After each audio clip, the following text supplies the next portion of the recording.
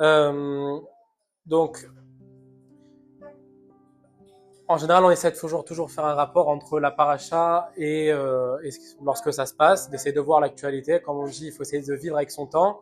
Et comme on dit, le vivre avec son temps, c'est regarder la paracha qui est en cours, comment elle s'applique dans la vie de tous les jours.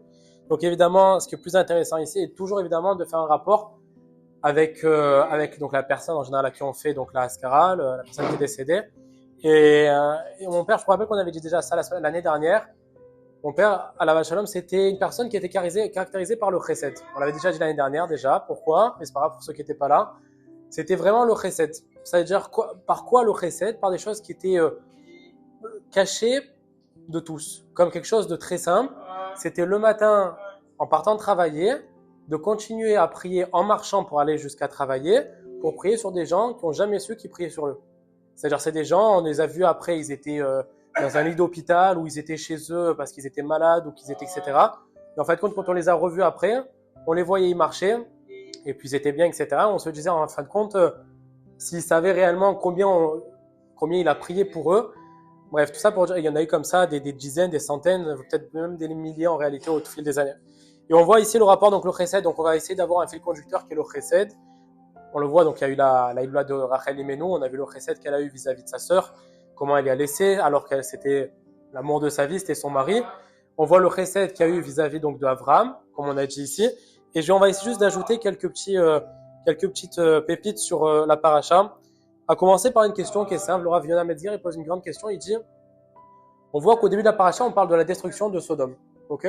Pourquoi? Parce qu'on dit que là-bas, il y a eu beaucoup d'avérotes. Même si Abraham il a essayé de rattraper l'histoire et de pas qu'il n'y ait pas de destruction, en réalité, ce qui s'est passé, c'est qu'il y a eu une destruction. Ça a été à feu, tout a été transformé, le sel, etc. C'est écrit là-bas comment c'est détaillé. On pose une question, on dit pourquoi est-ce que juste cet endroit-là, l'Égypte, c'était des Réchaïm, combien on est resté en esclavage en Égypte, on reste sur ça pendant tout Pessah, pendant tout, etc. Pourquoi est-ce qu'en Égypte, il n'y a pas eu de destruction énorme de tout le pays? Pourquoi il y a eu de nombreux pays comme ça qui nous ont aussi, enfin c'était des Réchaïm vraiment énormes. Pourquoi est-ce que principalement Sodome? Pour répondre à la question, on va amener juste une histoire. C'est l'histoire un jour d'une famille qui était riche, qui avait une femme de ménage à la maison, qui était là à temps plein tous les jours, etc. Et elle venait tous les jours, elle travaillait, etc. Voilà qu'un jour, la mère de famille, elle a un beau collier, elle le met dans un tiroir. Le lendemain, elle arrive, elle voit qu'il n'y a plus le collier. C'est quoi cette histoire? Il n'y a que mon mari, il y a moi, il va y avoir 30 000 personnes, il reste la femme de ménage. Voilà maintenant qu'il commence à chercher, etc. Elle se confronte à elle et elle lui dit, écoute, il n'y a pas 50 personnes qu'il y a dans la maison, forcément. Voilà qu'en fin de compte, elle avoue. Et elle dit, en réalité, c'est moi, c'est vrai, la situation, elle est compliquée, etc. Mais bon, c'est moi. Qu'est-ce qu'elle lui dit? Elle lui dit, écoute, tu sais quoi, je peux pas rester avec toi, tu vas devoir partir, etc. Voilà, là que l'autre, en fin de compte, elle lui dit, non, mais j'arrêterai. Elle négocie. En réalité, en fin de compte, ce qui se passe, c'est qu'elle va la garder pour travailler avec elle pendant encore de nombreux mois, de nombreuses années.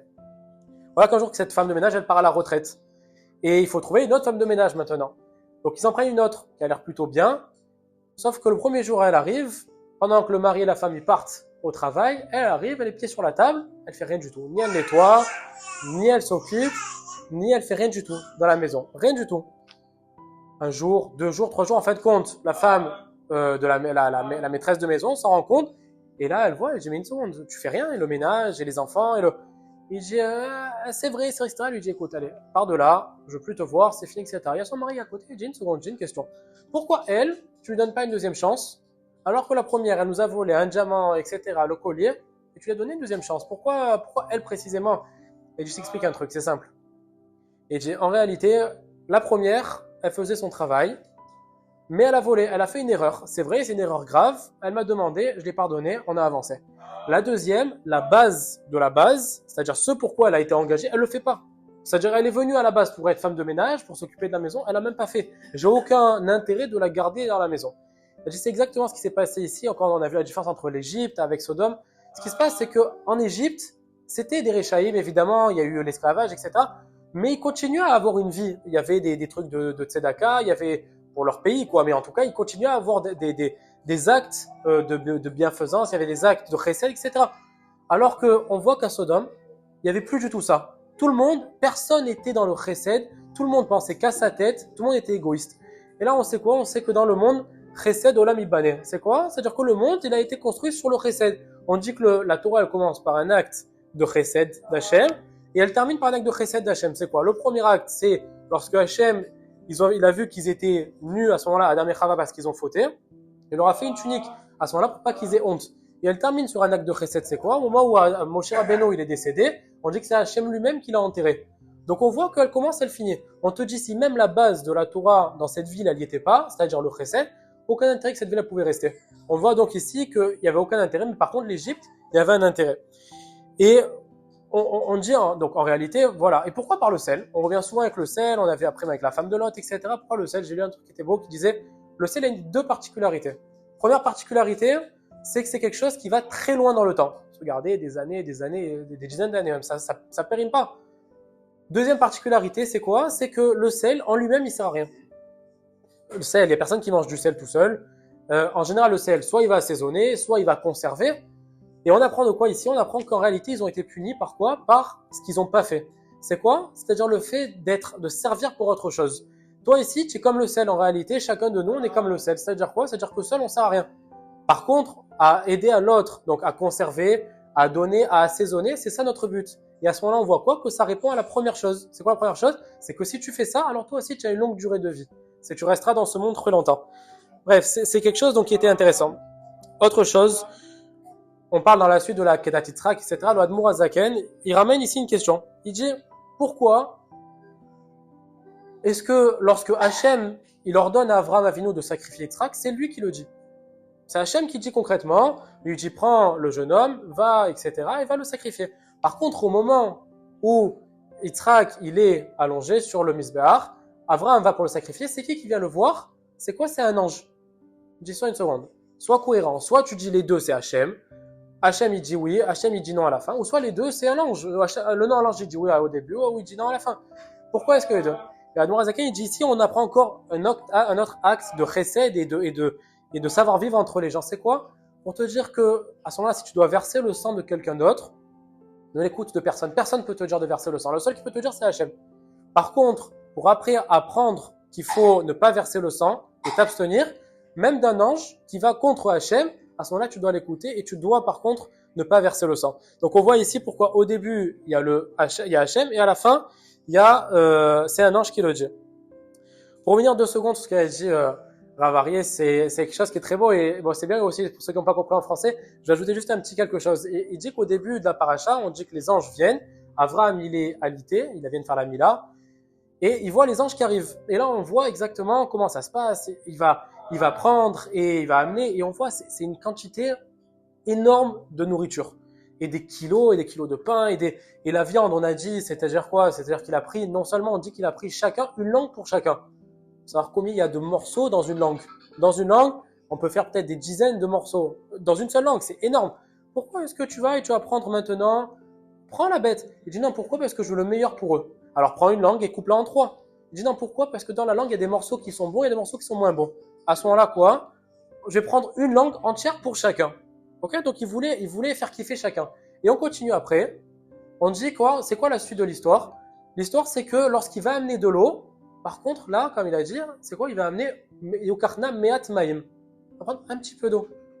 C'est quoi cette histoire? Pourquoi est-ce que tout, tu prends en quantité énorme et l'eau, tu vas prendre un petit peu? Si tu prends, fais kiffer jusqu'au bout, amène-le aussi, ils vont avoir soif. Pourquoi tu prends? Et pour donner exactement la même réponse, mais cette fois-ci aussi avec une autre histoire, on parle de Rabbi Israël Salanter qui a déployé le moussard dans tout le judaïsme. Un jour, il est dans une ville et il approche Shabbat. Voilà que dès quelques jours avant, il y a quelqu'un qui lui dit passe Shabbat à la maison. Il dit tu sais, je dis Rabbi, passez Shabbat à la maison, ça me fait plaisir, etc. En plus chez nous, on kiffe, ça dure des heures, etc.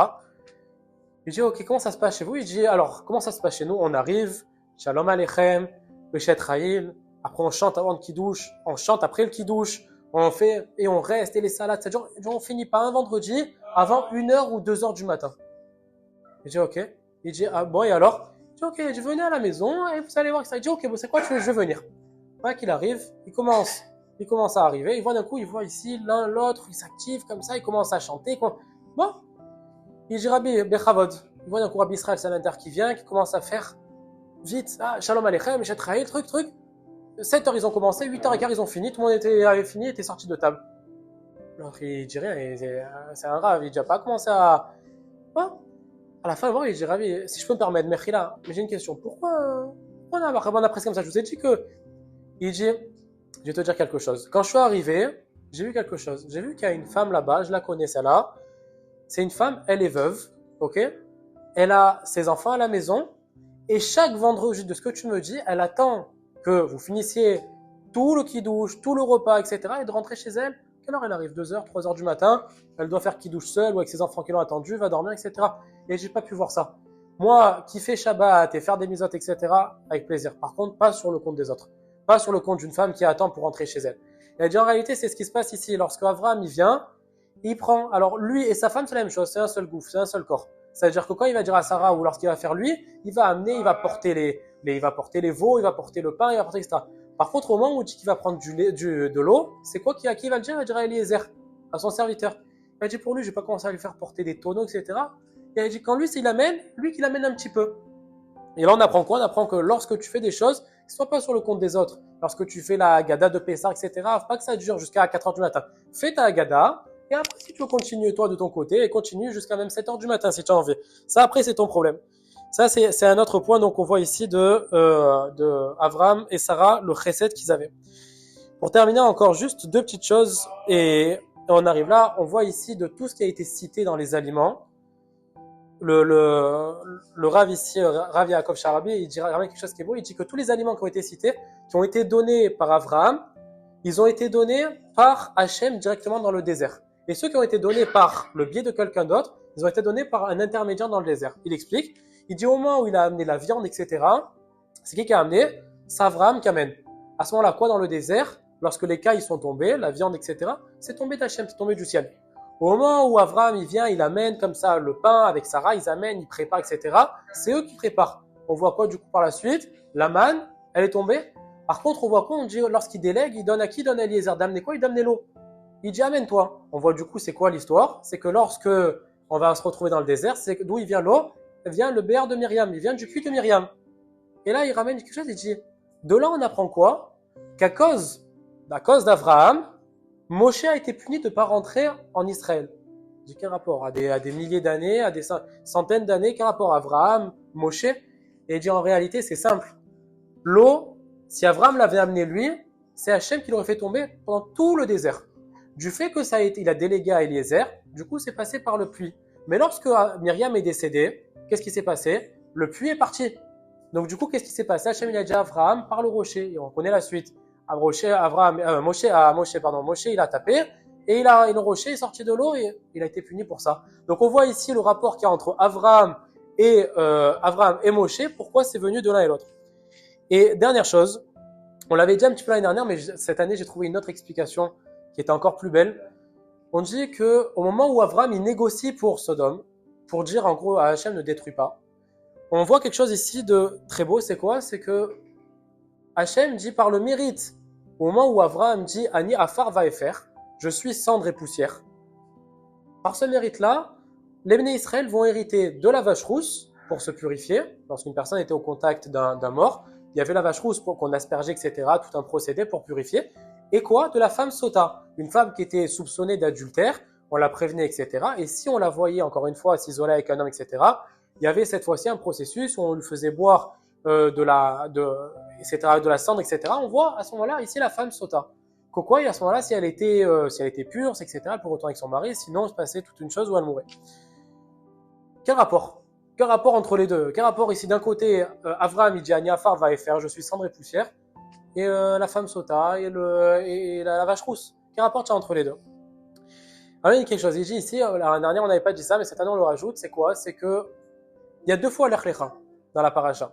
Il y a une première fois, il y a au début, comme on a vu la semaine dernière, l'Ech Lecha, première épreuve d'Avraham. C'est quoi la première épreuve? L'Ech Lecha me'artzecha, va-t'en de ton pays. À ce moment-là, première épreuve, il doit quitter tout, etc., il doit quitter sa vie. Dernier l'Ech Lecha, c'est quoi? C'est dernière épreuve. On dit l'Ech Lecha, etc., avec ton fils, etc., c'est pour aller à Kedat Yitzhak, pour aller sacrifier son fils Yitzhak. Premier point. Deuxième point, comme on avait dit, c'est que la particularité de la poussière et la particularité de la cendre. La cendre, elle n'a pas de futur. Par contre, elle a un passé. Ça veut dire quoi? La cendre, d'où elle vient? C'est qu'on a pris un objet, une feuille, une forêt, un morceau de bois, on l'a fait brûler. Donc il y a un passé, il y a bien quelque chose avant. Par contre, après, on brûle, on peut rien faire avec la cendre. Il n'y a rien, on peut rien faire. La poussière, c'est l'inverse. La poussière, ça vient de rien, on en voit partout. Par contre, une personne qui va prendre la poussière de la terre, qui va essayer de planter à l'intérieur, qui va essayer de faire avec ça de l'argile, qui va essayer de former quelque chose avec, il y a un futur. Et là, il fait le rapport. C'est quoi le rapport? C'est qu'on te dit, lorsque Avram, il dit Ani Afar Vaefer, il dit en réalité, moi, je suis rien du tout, ni avant et ni dans le futur. Je suis dans l'humilité où j'ai ni passé ni futur. Ok? Et là, on le voit quoi? On voit ici par ce mérite des deux épreuves qu'il a eues. La première épreuve, en réalité, où il dit Hachem, il lui dit pars de ce pays. Pars de ce pays, il fait une croix sur le passé. Pourquoi? Parce qu'il laisse tout derrière lui. Et lorsque Hachem lui donne la dernière épreuve, il lui dit va sacrifier ton fils. Là, il fait quoi? Il fait une croix sur le futur. Pourquoi? Il n'a plus de descendance. C'est fini. À ce moment-là, alors Hachem, il lui dit par ce mérite-là, la paradouma et la femme sota. C'est-à-dire quoi? C'est-à-dire avec la paradouma, le fait où on purifie, tu purifies sur quelque chose qui est passé. C'est-à-dire quoi? Une personne qui a été au contact d'un mort, il ne peut plus rien faire.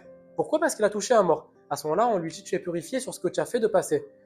Et lorsqu'on amène la vache rousse, lorsqu'on amène la femme sota, elle est purifiée, on la purifie pour le futur. Si tu veux aller avec ton mari, c'est quoi? À condition que tu sois purifié par la vache rousse. Ça veut dire, on te purifie pour le futur.